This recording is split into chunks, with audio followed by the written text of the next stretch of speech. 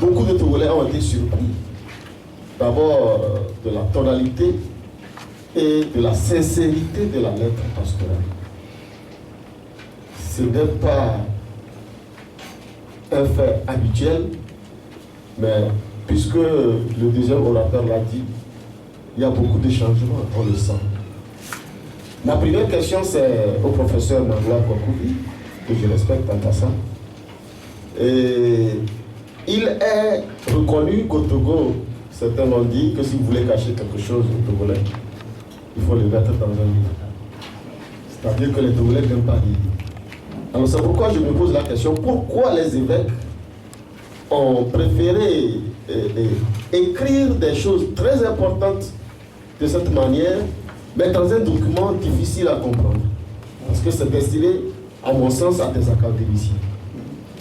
Alors, est-ce que les évêques sont conscients de cette situation et qu'est-ce qu'ils comptent faire?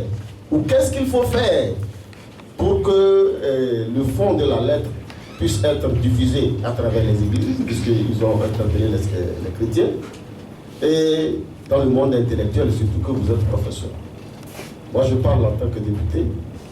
Je n'ai pas à juger ou à dire quoi que ce soit, parce que moi aussi, je suis interpellé.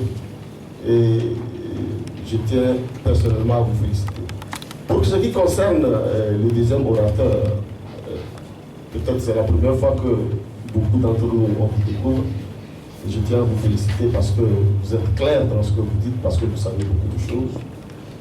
Mais est-ce qu'il fallait attendre la lettre pastorale pour apporter une telle contribution incommensurable que vous êtes en train de faire? Est-ce qu'il fallait attendre? Est-ce qu'il faut nécessairement être dans un ou pour qu'on puisse savoir que vous avez une contribution à apporter? Merci, ce sont mes questions.